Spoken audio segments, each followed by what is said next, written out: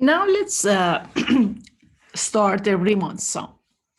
So let's again look at the scenario that you will have a moving object with a positive velocity function. And we know that the area under the curve over a given interval is going to give us the total distance that the object travels over that interval. And so maybe I draw something. So suppose you have the, I'm sorry. Suppose you have the, suppose t is time, for example, right? And you have the velocity function. So suppose this is the function v of t is the velocity function for that object. Then over a time interval such as a and b, you are interested to see what is the distance that the object travels. So that we know that that distance is the area. So this area, this highlighted area, is the distance traveled by the object from time A to time B.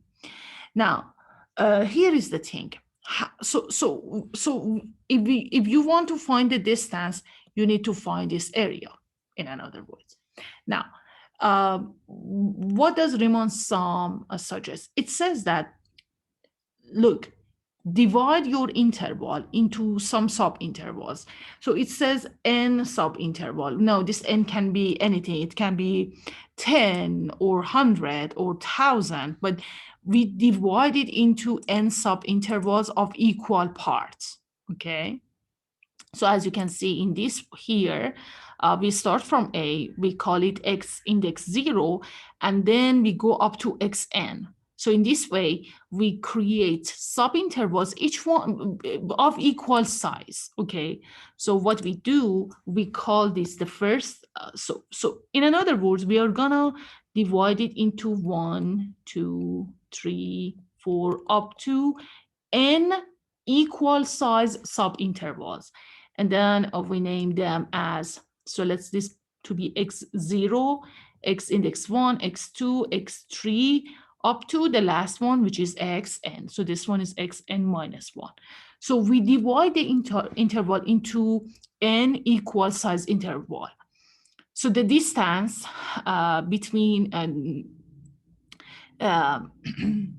is denoted by, so if we desire n rectangles of equal width to divide the interval, then each rectangle must have the width of delta x, right?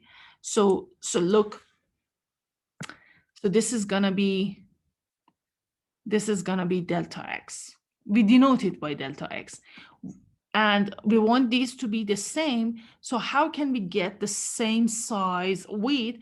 Just this way, look. What is the size of this interval? B minus A, right? Divided by n. In this way, you get n equal parts. The distance is B minus A divided into n pieces.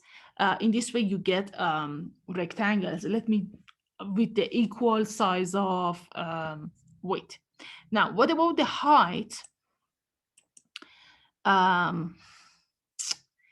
So look, there are three ways to look at the height. It depends on how do you want to generate the rectangles. For example, if you do this, look at here. So in this drawing, we go with the height to be the f of left endpoint. So for example, between x0 and x1, the height of this rectangle is the height of x0, so the left endpoint. So in my graphing, it's gonna be like, maybe I use this color. So the rectangle is gonna be like this, right? And so on. So that's one way. That's one way. And in this way, you can find the area of each rectangle by multiplying width, which is delta x, by f of xi. Because you're going by, for example, look.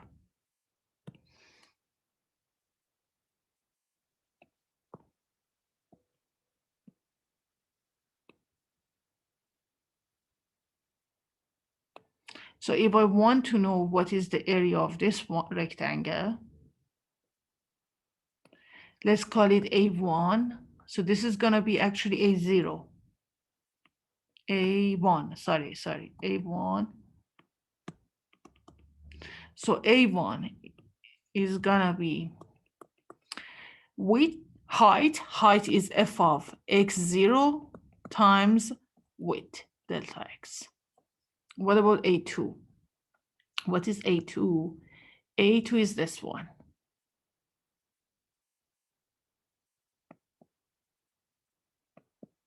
Right, this rectangle. So for A2, we have f of x1 times delta x, and so on. So for like in general, what is the general case? It uses the index of I. Okay, so in general, for index I plus 1, its height is f of the previous index xi left index times delta x, right? So what is the Riemann sum? Then if you add all of them, so that means you add all of the f of xi times delta x. Now the index start from 0 to n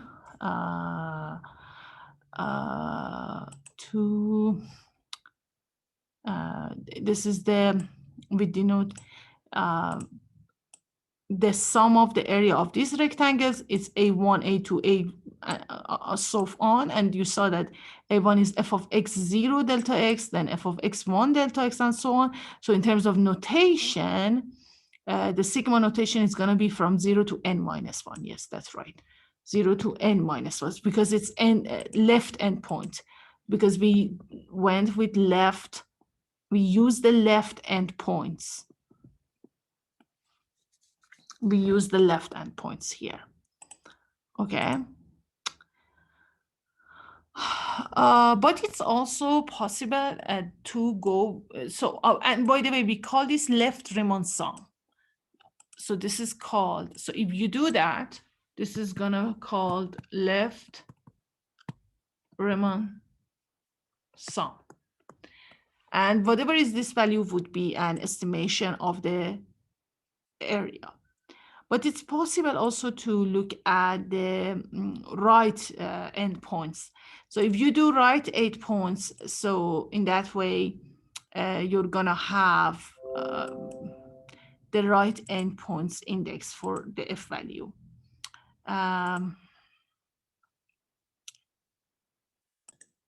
So if you look at, so for the sum, if we use the right endpoints, then for example, for the first, so for example, for the first one, we are gonna use f of x1. For the second rectangle, we are gonna use f of x2. So in that way, we are going to use for the height f of the right endpoint. So this is gonna be the sum notation, and this is called the right Riemann sum of the function. And finally, if we use the midpoint, so neither left point or right point, instead we take the middle. So we take the average of left and right endpoint, and we use that. So we use the f of that midpoint,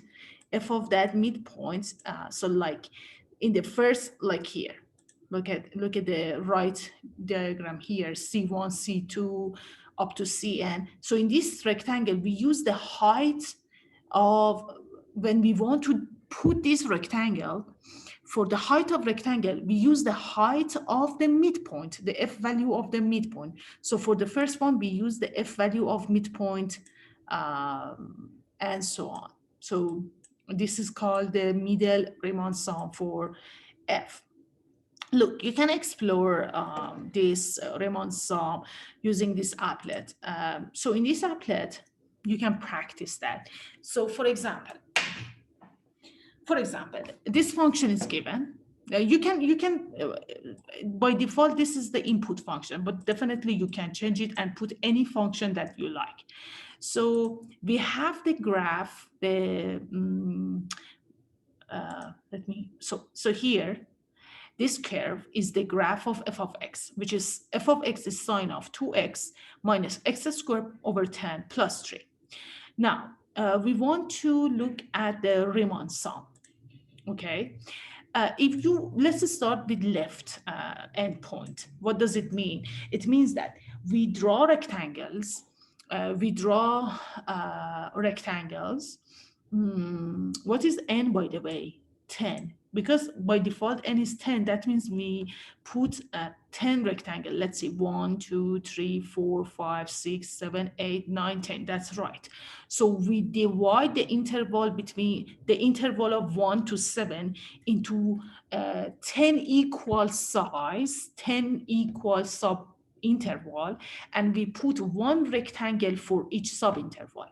But so the question is, what about the height of rectangle? If you want to see the left Riemann sum, so you use the left endpoint. For example, for the first rectangle, we use f of 1. So we use f of 1 as the height to draw the rectangle, and so on. Okay. So in this way, you can, what you see here gives if you calculate the area of these rectangles and add all together, that gives you the left Riemann sum. Here you have the approximation as well. So it says that it's almost 7.73716. So that's the estimation. That's the estimation of the area under the curve. Now, if you use, instead of left point, select right hand point, then this is gonna be the corresponding rectangles. We still have the same number of subdivision, which is 10. But when we draw the rectangle, instead of the height of the left-hand point, we use the height of the right-hand point. For example, for the first rectangle, instead of f of 1, I'm gonna use the next one as the height of rectangle, and we draw these rectangles. Now, what is if you compute this sum, it's gonna give you 4.9, almost 4.9 as the estimation of this area. And this is gonna be the right Riemann sum. Now, let's look at middle point. So let me set this, midpoint. So what does this do? Again, we have 10, again, we have number of subintervals, 10. So we have 10 rectangle, but the only difference is that now for the height of this rectangle, we use the midpoint. So on each subinterval, we pick the midpoint and we pick that height, the f value of midpoint as the height of these rectangles, and then we draw those rectangles.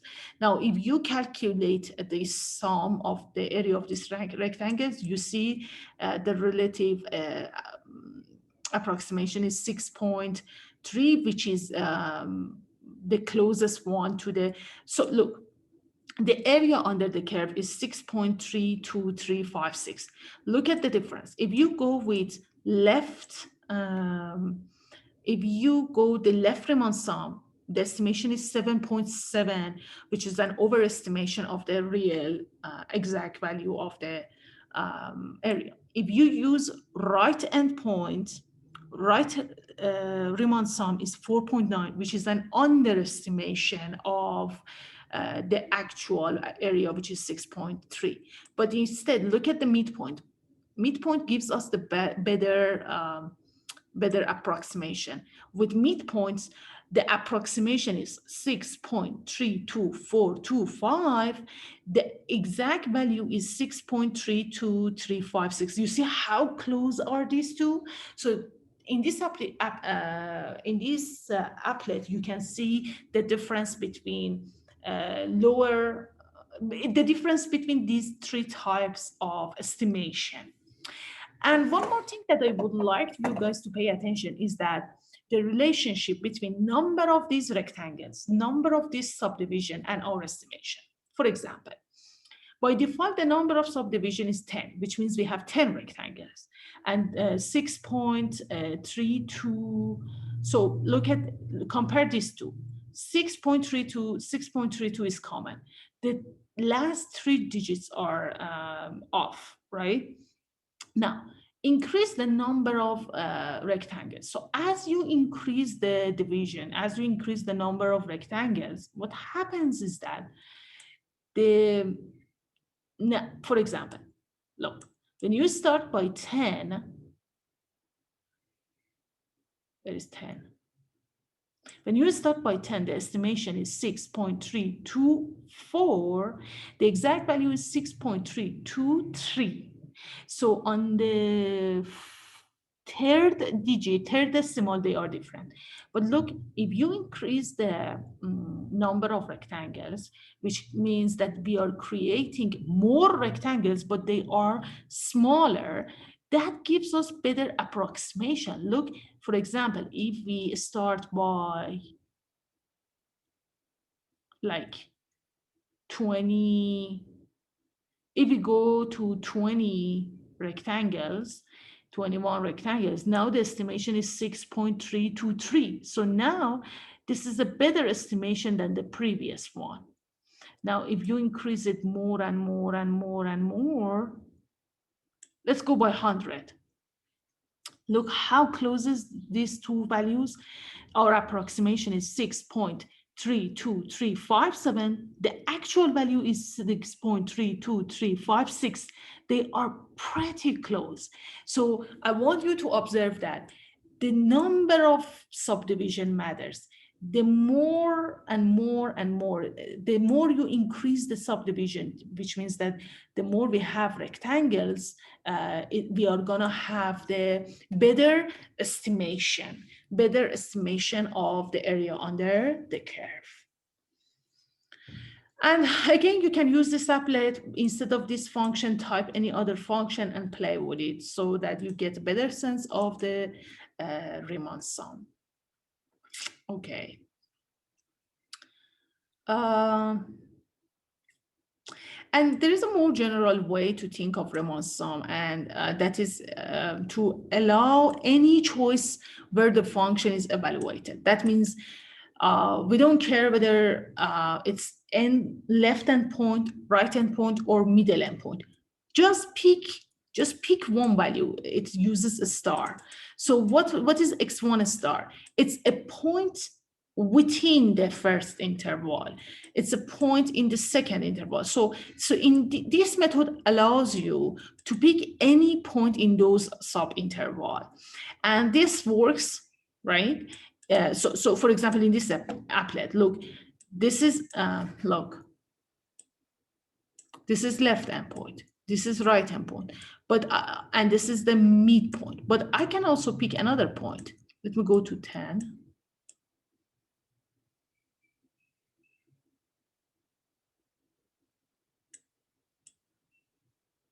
Or 20, it doesn't matter. And instead of midpoint, for example, you can also pick another point. This point is just a point on each one of these. It picks a point on each one of these interval.